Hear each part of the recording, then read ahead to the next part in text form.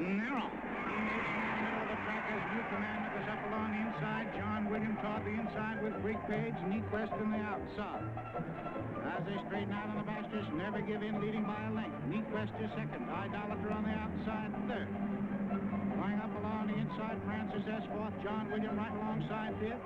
Greek Page is sixth. Zenith is seventh. Yorktown is eighth. Count Amber, new commander, is ninth. On the backstretch end, Francis S. has slipped through along the inside with never give in right alongside him in for the lead. That's John William going up on the outside, getting third. And along the inside there, it's Francis S. second. John William on the outside is a closer third. And into the stretch, never give in front to Francis S. along the inside second. John William down the middle of the track coming off. And through the stretch, on the inside, Francis S. never give in between them. John William on the outside third. New commander is fourth. And here it is, Francis S. Francis S. whipping the driving, but he's going to get it. And here it is, Francis S. the winner by 2.5 lengths. Never give in the second. Behind the roar of a racetrack crowd rings the anvil chorus of Americans at Work, protecting the feet of thoroughbred racehorses with the emblem of good luck, the horseshoe. At the track, the race is to the swift and the well-shod. As every winner needs a good jockey, so does he need a good horseshoer.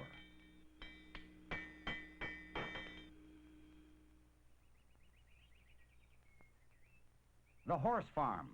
This is the beginning of racing and of the close relationship of horses and men. Thoroughbred racehorses are frolicsome, high-spirited steeds. They are bred to run.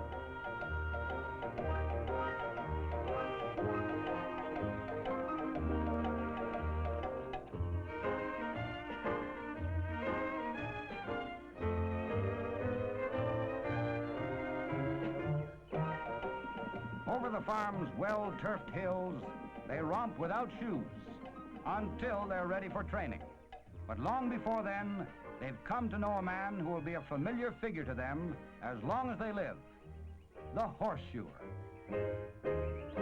When a foot grows too long, the shoer must trim away dead tissue. This way, the yearling's feet stay healthy and strong. The shoer at a farm has responsibility not only to the horses under his care, but to the shoers at the track, members of his union. The way a horse is treated here determines his reaction to every shoer he meets the rest of his life.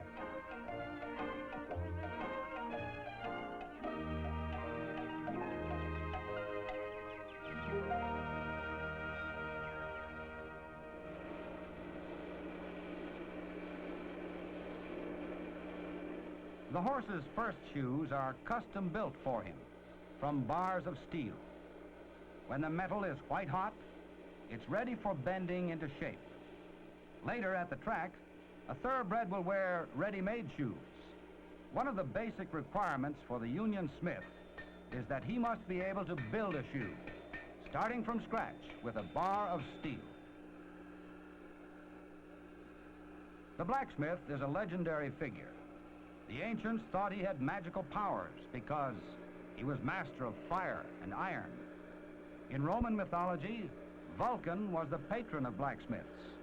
He used volcanoes as forges.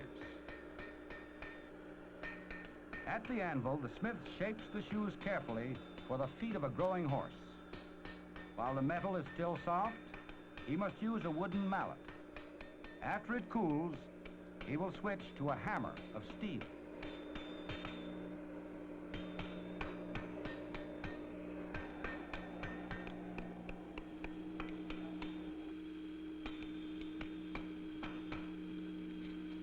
What started as a bar of steel is fast becoming a horseshoe. The smith, a mighty man is he.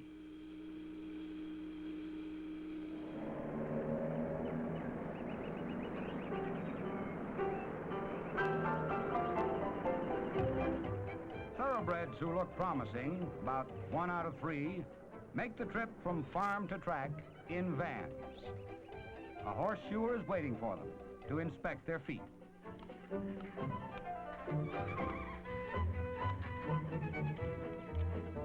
Life at the track is exciting to a new arrival.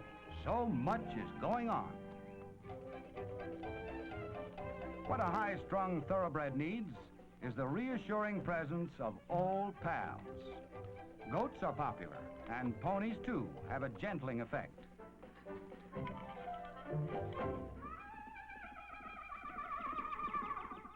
Whoa, here's a horse who could use a stable full of pets. During inspection, the shoer must watch for hoofs grown too long, foot injuries, shoes worn thin, and shoes loosened by kicking the sides of the van. A horse is usually excitable on arriving at a new location. He becomes unmanageable if he senses the slightest fear. He responds favorably to a confident horseshoer. Complete mastery of the situation is the mark of the qualified horseshoer. Mastery and alertness to any condition that needs correcting.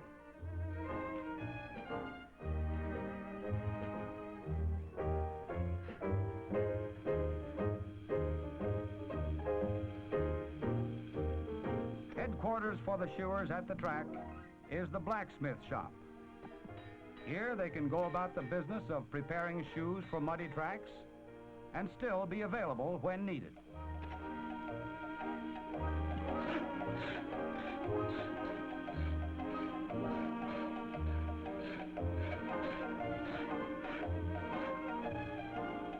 A horse needs shoeing. This is top priority. Without a shoer to care for his feet, the fastest thoroughbred could not go to the post. As trainers say, no foot, no horse.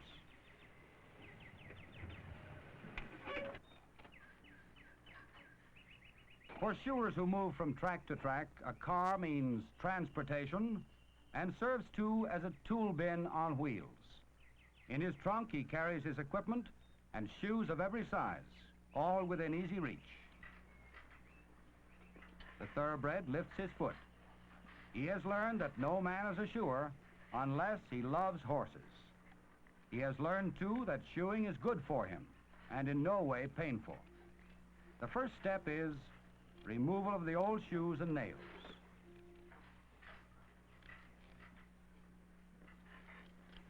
At the back of a horse's hoof is a shock absorber called the frog. Dead tissue must be trimmed away, leaving only healthy frog in contact with the ground. A racehorse's legs are thin, and his feet small in proportion to his powerful, deep-chested body. Healthy, cushioning tissue is essential to protect legs from jolts and jars when a 1,000-pound thoroughbred races down the stretch. The wall of a horse's foot is a crust upon which the horseshoe sits. The wall is made of a horn-like substance, like a person's fingernails. And like fingernails, it must be trimmed regularly. In a young horse, it grows at the rate of about 3 inches a year. The sole is also horn. The shoer must avoid trimming so deep that the sole becomes sensitive. The shoes used at the track are called racing plates. They come in sizes 4, 5, 6, and 7. Native Dancer wore size 6. The plates are made of aluminum for lightness.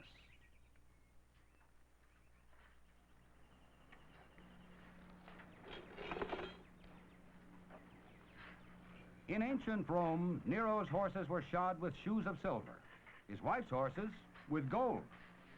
The first horseshoes were probably a kind of leather boot, while Mongols once shod their steeds with a soft part of reindeer horns. But for a fast 6 furlongs or a grueling mile and 3/16, the thoroughbred of today will wear aluminum, fitted with care and patience by a journeyman horseshoer. It is not an easy matter to qualify as a shoer. A man must serve 3 years as an apprentice. He can become a half-book floorman when he's able to shoe horses with factory-made shoes. To become a journeyman, he must pass a stringent examination before a board of 5. 3 members from his own local, 2 from an out-of-town local. He must show knowledge of blacksmithing, of the anatomy of a horse's hoof, of the principles of corrective shoeing, and he must shoe a horse while the board watches. Because of the great responsibility, standards are kept high.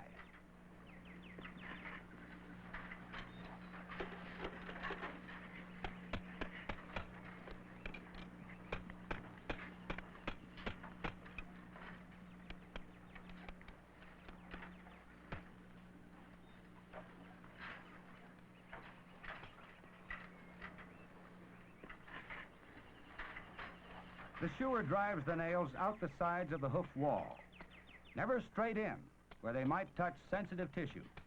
The ends of the nails must be clipped off and filed down until they're smooth. During a race meet, the shoer is a busy man.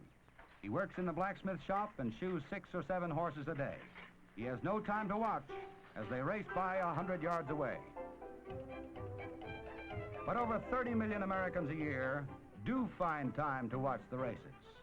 Some like horses, some just like to bet on horses. As Mark Twain said, it's the difference of opinion that makes horse racing. The parade in the paddock means post time is almost here. I got my money on the bobtail nag. Somebody bet on the bay.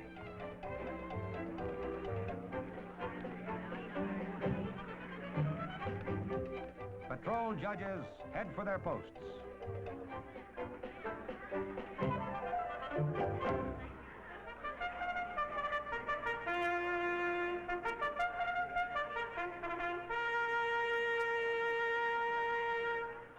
The crowd waits anxiously. Now, moving up in the middle of the track, Carter toward the outside, Watts behind, and Q Admiral. Moving along the inside, Bo Purple. As they straighten out, Bo Purple getting the lead, Watts behind is second. Orbit's top is up along the inside, getting third. Carter is fourth, Q Admiral fifth. National Gallery along the inside, sixth, and Kingly Jim. Leaving the three-quarter pole, and it's Bo Purple leading by a left. Orbit's top is second. The gap of 2 lengths, Watts behind is third. Carter is fourth. National Gallery fifth. Kingly Jim sixth. Thoroughbreds down the stretch thunder back a tribute to the organized members of the International Union of Journeymen Horseshoers of the United States and Canada, AFL-CIO. Americans at work for you.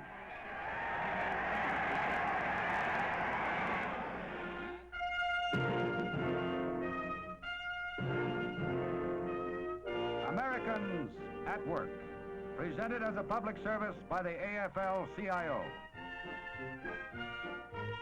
Next week, another story of Americans at work. Americans whose skill and effort help keep our country great and strong.